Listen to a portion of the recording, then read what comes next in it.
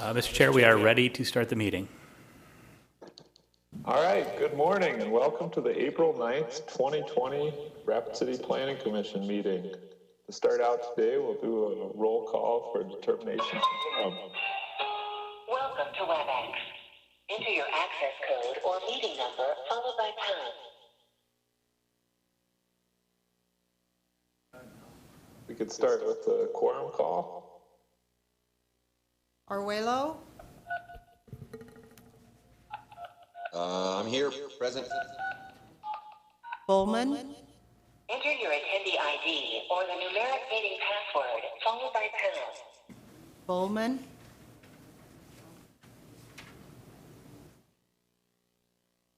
Braun? Here. Caesar? Here. Your entry is not valid. Gallagher? Here. Herr? Hikas?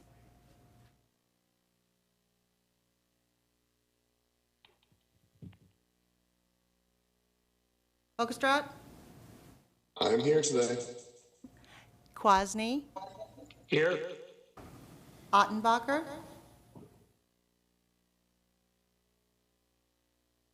Vidal? Here. Can you hear me? Yes. We have quorum. Excellent. This meeting today is being held by video, so we ask everyone to be patient and remember to speak clearly. If there are any persons physically present in the audience that wish to speak to an item on the Planning Commission agenda, there are still speaker request forms on the table along the left wall. Please fill out the request with the agenda number of the item you wish to speak to and hand it to the staff seated on the left of the dais. If you are online and wish to speak to an item, please use the chat function to let the chair know that you would like to speak. You will be called on when it is your turn to speak. This time we would also like to ask that all members of the meeting mute your mic and turn their cell phone or other electronic device to silent. If you are called on to speak, you can activate your mic and then mute when you are done.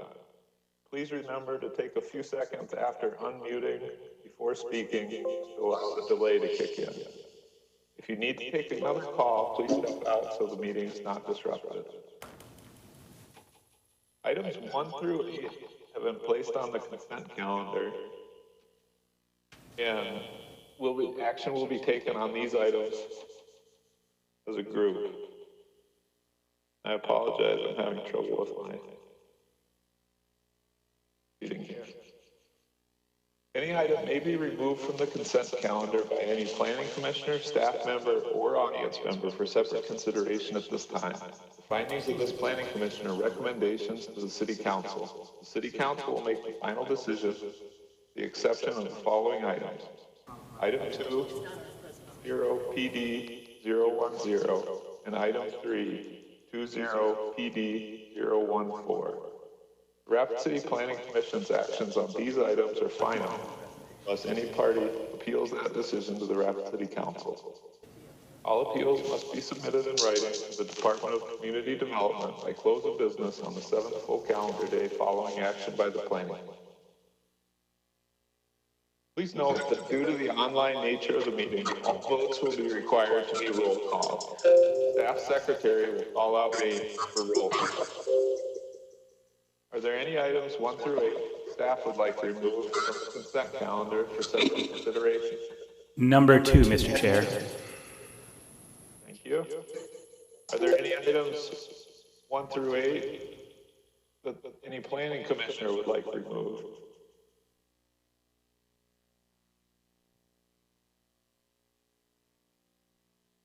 None other ones? Are there any items 1 through 8 that any audience member or other user would like to remove?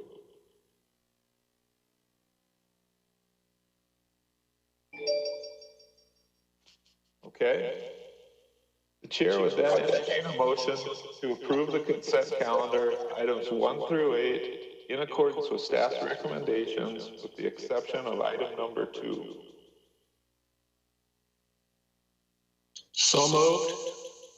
Second. Okay, the Mike? motion was Mike Quasny, Yes. and the second was Rachel Caesar. Any discussion on the motion? Seeing none, we'll go to a roll call vote. Arguello, Aye. Bowman,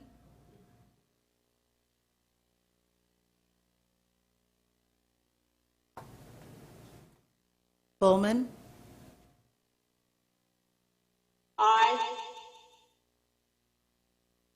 Caesar, Aye. Gallagher, Aye. Hogestraat, Aye.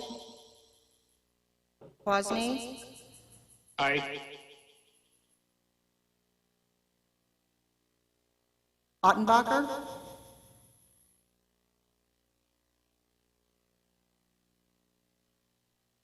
Vidal. Aye. I have unanimous.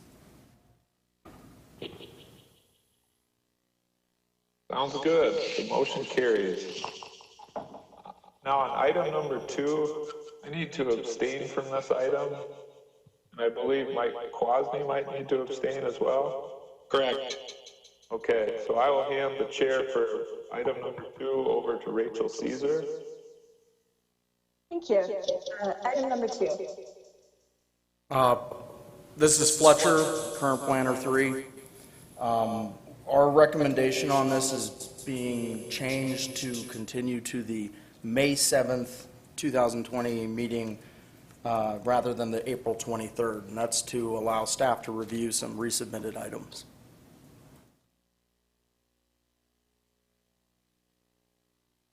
This is Galen. I'll make a motion to continue. I have a motion from Galen. Should we have a second? This is Michael. I'm sorry, can you repeat your name? Mike Gallagher, second. Oh, okay. Okay, second from Mike. Do we have any discussion from the planning commission?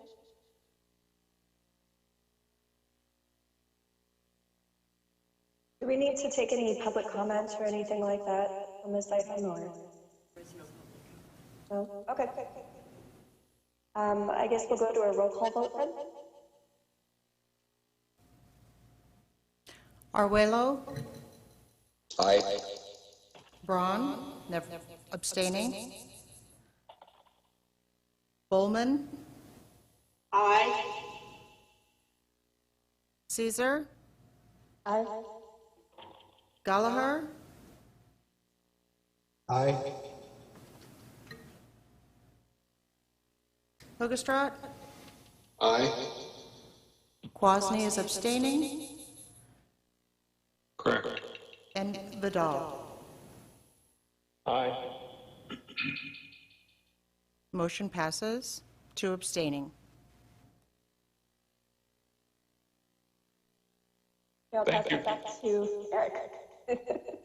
Thank you, appreciate it. That leaves us at item number 9. The 20PD-011.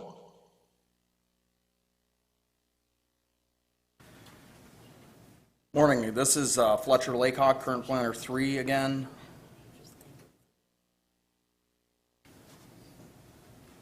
Oh, yeah, sorry.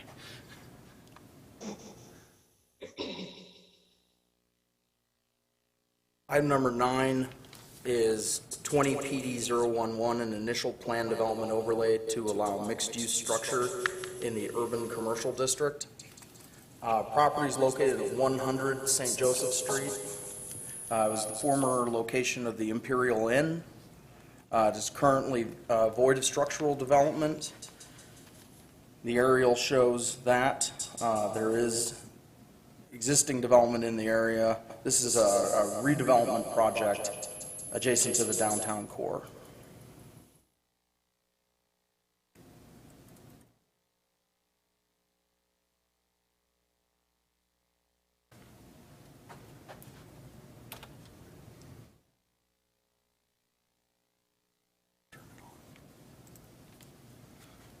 Here we have the zoning. We have public district to the south, and this is our new urban commercial district. The urban commercial district is intended to promote mixed-use, pedestrian-oriented design, and this is our second big project in this new zoning district. Future land use shows this as downtown, and that purple dotted line identifies that St. Joseph Street is identified as a revitalization corridor. So this is a wonderful project coming in an area identified for this type of infill redevelopment. Major street plan identifies principal arterial streets in the blue, including St. Joseph Street. And here we have the site plan of the proposed mixed-use project. It will be a 4-story building with 99 apartment units, 28,953 square feet of retail space on the first floor, and underground parking. The applicant is requesting 3 exceptions as part of this initial plan development overlay. The first is to waive the requirement for a graduated setback from 2nd Street for the 4th story. Because the proposed structure primarily abuts St. Joseph Street, which would require a graduated setback above the 4th story, our staff is in support of waiving the requirement for the graduated setback on 2nd Street. The second requested exception is to increase the setback along 1st Street on the right-hand side of your page from the maximum allowed setback of 10 feet to 23.3 feet. So the idea of the urban commercial district is to pull buildings up to the street. This is pushing it back. So as part of a final plan development and in the stipulations of approval, it states that we want to see some pedestrian design and activities in this area while supporting the exception request. And the third exception is to allow a maximum front parking lot frontage on 2nd Street, which is on the left-hand side of your page, from a maximum 25% of frontage to 55%. Where the city has supported this in the past, a landscape buffer along between the parking lot and the sidewalk has been installed, and so as part of the stipulation of approval upon submittal of a final plan development, a landscape buffer with a combination of landscaping and opaque fencing needs to be shown in order for us to continue to support that exception, but we are supporting it with the stipulation. Proposed elevation, looking at the St. Joseph side of the building, the urban commercial district has very specific requirements for frontage, so we'll need to see the elevations for the west and east side as well with the final plan development. Floor plan showing the units, the apartment units.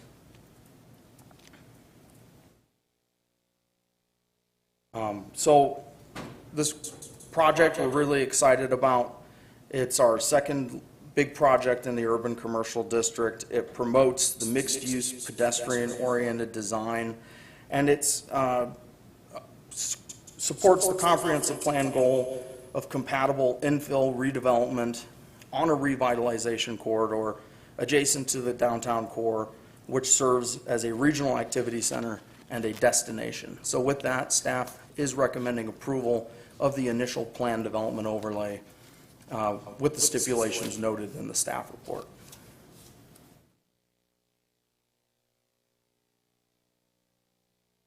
Thank you, Fletcher. Looks like a beautiful addition to our downtown. Are there any questions from the commission on this?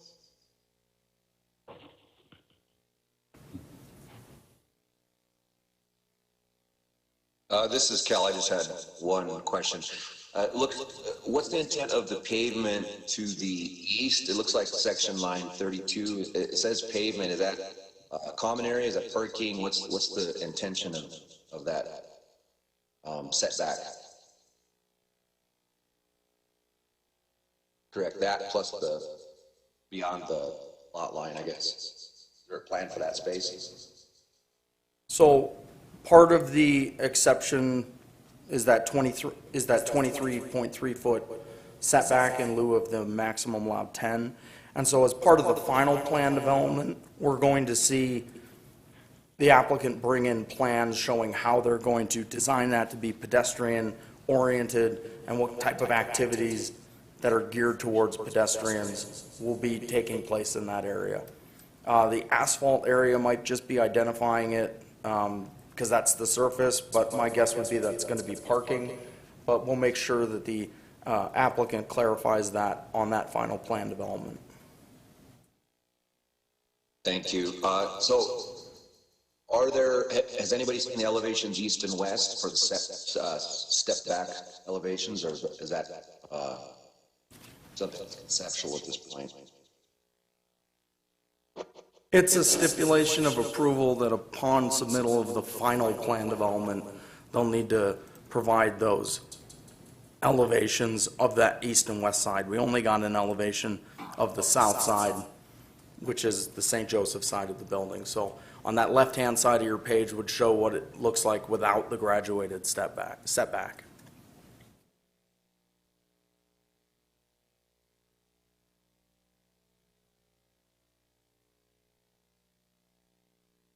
I have a question. Kelly, does that answer your questions?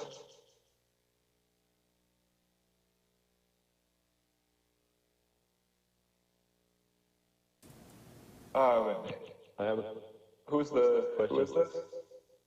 This is Vince. Vince. Go for it. Thank you, Mr. Chair. Also on that same slide, regarding the one that we were just looking at for Kelly, not this one, but the previous one, the parking on the west side or the left-hand side of that, one of the problems that I've seen routinely with our downtown parking is that many of the vehicles not many, but at least some, the length of these vehicles stick out into the actual roadway. Is there a design to make sure that these parking spaces are any deeper than what is normal? What was the question? I can't. Mr. Chair, this is Vicki. Thank you. Vince, that is a good comment, and that's something that we'll be looking at when we get the final plan development in. As Fletcher indicated, with a part of that, any of the street parking that will be adjacent to this lot will need to be shown on that site plan, and certainly a comment that we'll be looking at when we get that plan in. Thank you. Okay, because I just wanted to add that some of the frustrations I know for many people who use the downtown area, we're trying to create a welcoming space, and many times because some of these vehicles are sticking out in the actual roadway, at least the tail end of them, it becomes frustrating.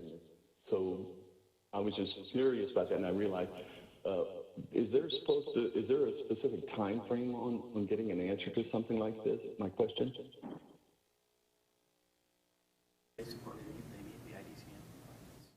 Mr. Chair? Vicki? So the current downtown parking does meet all IDCM requirements. Please note that there is a provision within our Rapid City Municipal Code that allows those extended vehicles to jump their right front tire up on the curb to prevent them from being in the driving lane. Some folks know that and do it, others don't. But currently the downtown parking is designed in compliance with our IDCM. Thank you, Vicki. Thank you, Mr. Chair. Good questions, Vince. Any other ones on this application? Mr. Chair, I have a question. This is Karen. Yes. Karen, go ahead. Thank you. Could you explain the setbacks on the fourth floor the graduated setbacks? I didn't quite understand in the staff report what that meant, but I think the staff report said that the fourth floor is graduated? The urban commercial district requires a graduated setback depending on the type of street. So from a non-pedestrian oriented street, which would be First Street on the east side and Second Street on the west side, anything above 3 stories, so the fourth story, starting at the fourth story, would be required to be set back 20 feet from the property line. On pedestrian-oriented streets, which is St. Joseph Street on that south side, the graduated setback requirement isn't put in place until above the fourth story. So if there was a fifth story on the building, it would be required to be set back 20 feet from the front property line. So because the setback on the east side is being requested to 23.3 feet, they don't need the request to waive the graduated setback on the east side because it's already being met. But they do have to request it on the west side on Second Street on the left-hand side of the page because that is a non-pedestrian oriented street and anything above the third floor is required to have a 20-foot setback. Staff support of the exception is because the building abuts St. Joseph Street, which is identified as a pedestrian-oriented street. Okay, I understand that, and I appreciate the clarification. Thank you. Mr. Chair, Yes. this is Eric Ottenbacher. Just a question on how many handicap spots. I see 6. Are there going to be handicap spots in the underground parking as well?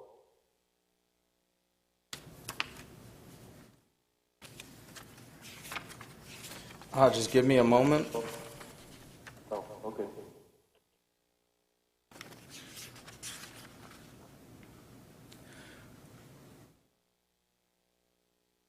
They are required for the number of parking spots being provided, which is 260 counting on-street parking, to provide 7 ADA accessible parking spaces. Those 7 are being provided in that surface parking lot on the north side of the property. Okay, I see 6 listed, that you said 7 is the minimum, right? Okay, that's all I had. Thanks, Mr. Chair. Good question, Eric. It does look like there's only 6 shown on the current site plan. But other questions on this application? Chair, Yeah, this is Mike Wozni. go for it. Thank you, Mr. Chair. That setback on the east side, on 32 that was discussed, I just hope that they have a good plan for it because they could move the whole thing over and not need it on the west side. So I'm just curious what they're going to show, and that will come up in the final. I guess. Correct, that's the stipulation of approval, is that upon final plan development overlay application, they submit plans for how they're going to design that. Okay, so it must be something that they have, that must be pretty good plans to not need to send it over just to allow on the west side and not have to have that. Okay. Mr. Chair, Yes. this is Cal again. This is just a quick design question. Can anyone on staff point out where the entry point for the underground parking would be? Is it one of the main streets, or is it sort of via that parking lot in the back? Thank you. It's on this northeast corner of the property. If you can see where the mouse is scrolling on First Street. Mm-hmm. Oh yeah, there it is. Sorry. Thank you.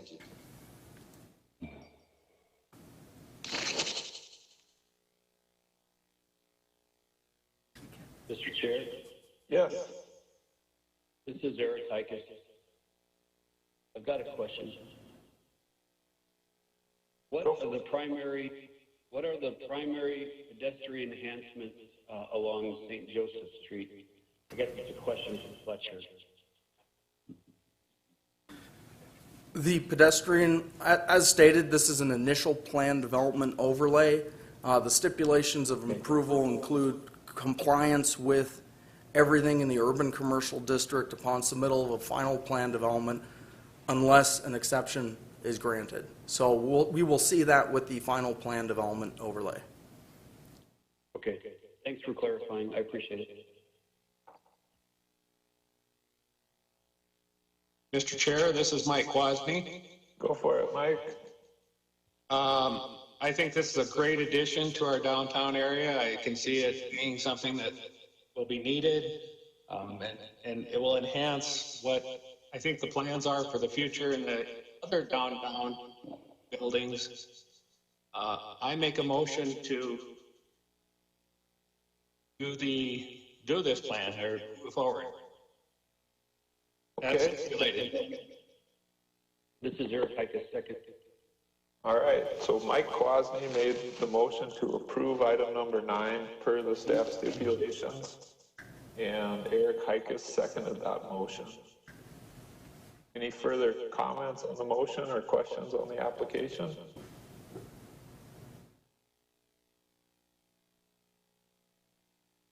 Being none, I would look for a roll call vote.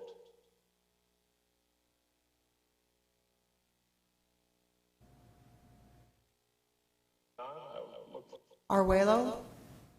Aye. Braun? Aye. Bowman?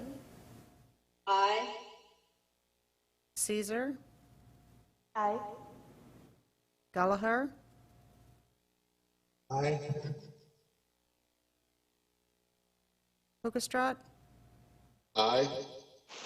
Quasney? Aye. Vidal? Aye.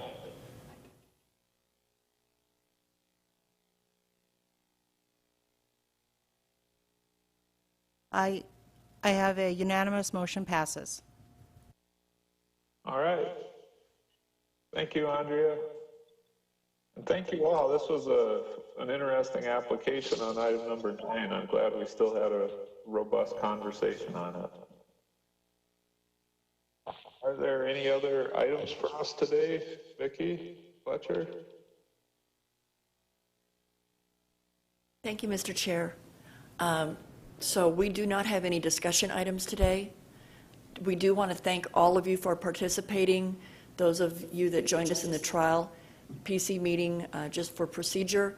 It showed well today. This was highly successful, so we applaud you. Thank you. All right, I'd look for a motion to adjourn then. I'll make that motion. This is Karen. Okay. This is Rachel, I'll second. All right, my two usuals for the, even virtually. So Karen made the motion to adjourn, and Rachel seconded that motion. All those in favor, we'll do a roll call, I guess. Yep. One last time.